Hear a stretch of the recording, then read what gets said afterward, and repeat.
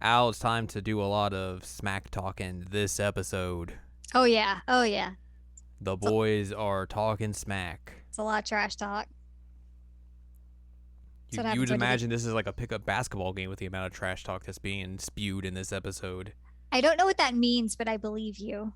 Yes, exactly. Yeah. Welcome to this week's episode of Jared and Al Watch Inuyasha. Inuyasha. It is episode number 36. I'm Jared, joined as always by Doc Al and Ladium. Hello. We are discussing season 2, episode number 9, or episode 36, entitled Kagome Kidnapped by Koga, the Wolf Demon. I wonder what happens in this episode. It's a real mystery. Mm-hmm. Basically, again, we just pick up where we left off last episode, where Koga showed up and Inuyasha were just staring each other down, and Koga's real mad because his wolves got moided. Moided. And Inuyasha wants none of it, so they're gonna have a little fisticuffs. Yeah, and I mean, like, honestly, there's two 15-year-old boys here for the most part. Like, I don't know what else you would expect. Hormones are happening. Yeah. I mean, The testosterone is high. it's very, very high. Koga like calls him a mutt or a mongrel or something like that. And But then he's like, whoa, hang on, excuse me. That's an insult to mutts. yep. It's like, oh man. Which I mean, he is half human, so Koga is all doggo demon. All dog.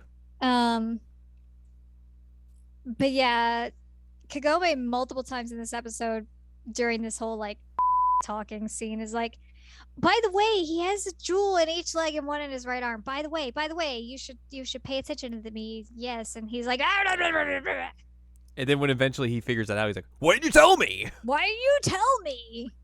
And she's like, oh my god. Yeah. You big dummy. So yeah, they are definitely talking some trash at each other, and then they decide enough at this, have at you, and Inuyasha's like, all right, well, I know how to wind scar now, so maybe I should just try wind scar. Well, he tries it. Yeah. And Koga's like, And then wait Koga's a like, minute. whoa, hang on, gotta go. See ya. I'm out of here. This is bad. Yep.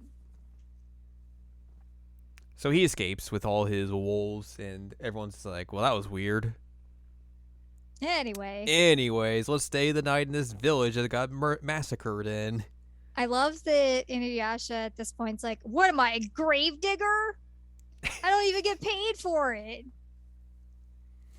And Moroku, like, has a talk with him, like, hey, maybe you shouldn't try to become a full demon, buddy. Look at all the bad things that happen where we go to try and find the jewel shards. And Also, he scoffs off. Yeah, and Moroku looks like he's holding up his hand, like talk to the hand the whole time, and it's really funny to me. He's not, he's praying, but it's just the way he's holding it. But yeah, Inuyasha's like, I'm gonna be a full demon whether you like it or not, man. Also, during their fight, Songo basically mentions, like, oh, he's from the Wolf Demon Clan. And then later on, Kagome and Songo are getting, like, firewood, and she's like, hey, did you also know about this? And Songo's like, yeah, they were in the mountains. They like to take people's land. They forced us out of the mountains. It's real messed up. And she's like, well, did you know about this Koga dude? And he's like, well, he just said he took over the tribe and all that sort of stuff. So I don't know. There's like a bunch of them and everything. They're all splintered. It's a whole mess. But now he's got those jewel shards, so maybe that's how he did it. I don't know. Anyways, here's some firewood. Seems like a really terrible idea to have a 15-year-old as your leader. Yeah, but also he's very powerful. Oh, yeah, he's very powerful. But, 3 jewel shards will do that to you. Songo's whole, or it's not Songo's, Shippo's whole explanation was, the way he described it, I was like, oh, it's just the Yakuza. This is just a Yakuza game now. Koga, patriarch of the Koga clan. A subsidiary of the Koga clan. Oh, man. I mean, you're not really wrong. No. They need their little pins and stuff. They do. Who gets to be the Kiryu of the Koga clan? I was gonna say IMA, but you don't know her yet, and also Well, eventually. she doesn't really fit that well. But it's funny anyway. All right. But yeah, that was my whole joke about this whole episode. Now was that they're Dun. just the yakuza. Dun, dun. So that was good. Also, Inuyasha is out training with Kirara because Yes. that's the way he's able to trade with the Tetsaigas by having Kirara just like sit there and be like, "I'm gonna be ominous. You want to do Grr. this?" And then they basically put their powers together, and he's like, "Oh yes, I can see the fissures and the wind scar and all that sort of stuff. All right, cool, let's go. Food's ready."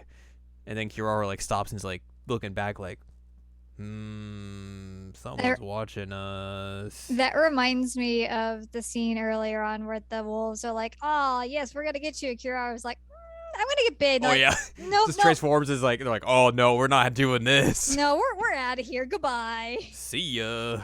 But yeah, the Saga was also like, "Man, Kirara really has been hanging out with Inuyasha a lot."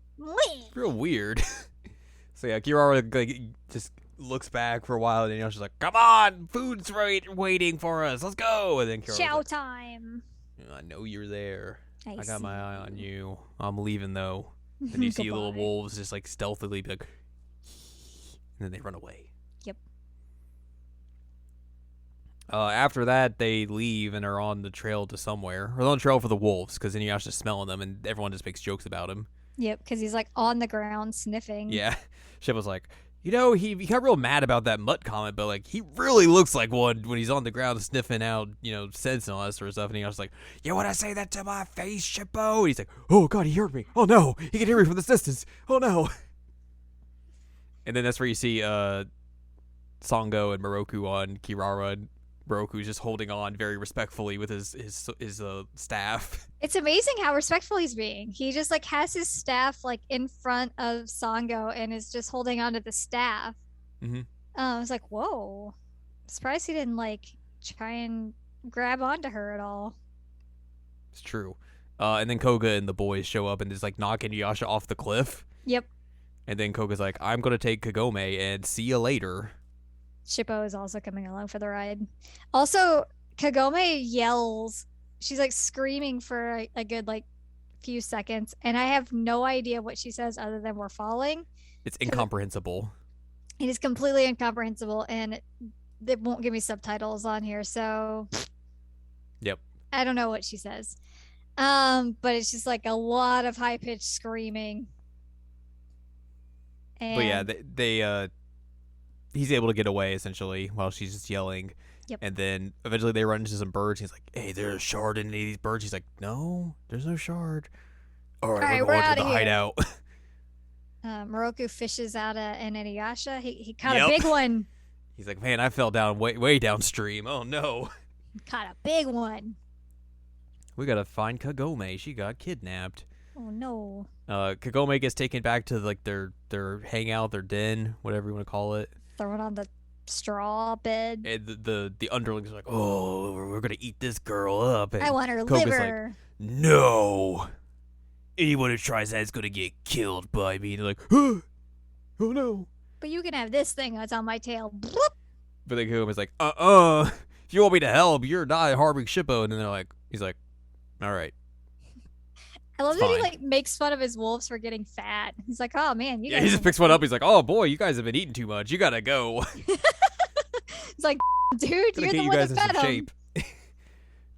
And then like some dudes show up and they're like, "Oh, we need medics." They're holding feathers and they're like, "Oh, it was the paradise birds or the birds of Birds of paradise. paradise. They attacked us in the changing of the shift.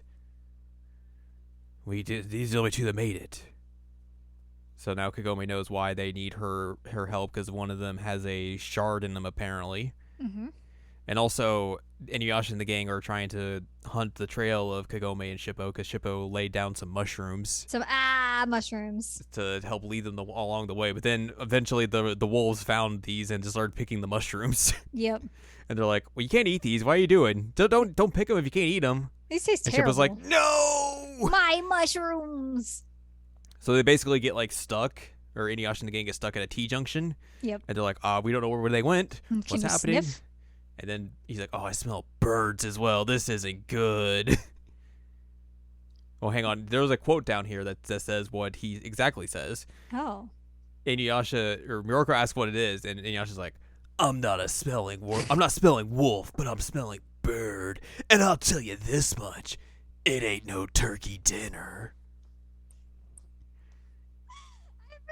That he said that. Which means very appropriate because, when we were recording this, it's just a few days after Thanksgiving, so Yep. perfect timing all around. God, that's funny. It's real dumb. But yeah, that's basically how this man. episode ends, that they're like, oh, there's birds around, that's bad. We're Also, going to have to like, fight those birds, and we still got to fight those wolves, and oh no. he's been doing all this training for the Windscar, and instead he's like, "Oh, I can take care of this. Iron Reaver Soul Stealer." I'm like, Yeah. you just took out one. You got bird. one. What are you doing? Why have you been training? You dummy. Kagome's gone. He's panicking. Also, Moroku could literally just unwrap his hand and take them all out, easy. But we were just conditioned to think, oh, he can't do that. The bees are going to show up. The bees. Even though there's no sign of Naraku. Bees. You just know as soon as he starts loosening that up, he's like, he's like, all right, I'll tie it back up, and then he's like, they go back the other way. They're like, all right, later. Amazing. But yes, that's how our episode ends. Mm-hmm. And apparently we have no notes or anything about what happened in the manga. I'm just gonna start making stuff up. Moroku Actually touched Sango's butt. actually touched Sango around the waist, and there was no repercussions. Inuyasha, instead of saying it was a turkey dinner, he said it was a chicken dinner. Koga took off his fur and showed off his cool tattoo on his back because he's a Yakuza member. I love that he said at one point that his fur was still standing up. I'm like, bro, you don't have fur right there. He was looking at his arm, which is bare. Yeah, I was like, that's skin. My skin's standing up. I mean, you can have hair on your skin, but like, that's not fur. That's just hair. He's just a weird dude. Well, that is an understatement when it comes to Koga, but you'll see Yeah. that. But yeah, that's basically how this episode wraps up. Next time we will be discussing season 2, episode number 10, or episode 37, titled "The Man Who Fell in Love with Kagome." Who is it? Who could it be? Great questions all around. Man, I wonder if it's the dude who just kidnapped Kagome. Nah, it couldn't be. Hmm. But that's what we will be discussing next time. But that's gonna wrap up for us this week. So if you would like more from us, head on over to seasonalanimecheckup.com or sac.cool, where you can find past episodes, this podcast, or other podcasts like the Seasonal Anime Checkup OVA. You'll also find columns and reviews on the site as well. If you'd like more from AnLadium, go to anladium.com. She's got columns and reviews. You can follow us on Twitter and TikTok at Anime Checkup. And you can buy our books, One Shiny Moment, A Critical Analysis of Love, Life, Sunshine, and Hot Tubs and Pac-Man on Amazon.com. So join us next week as we figure out who this mysterious man could be. Who is it?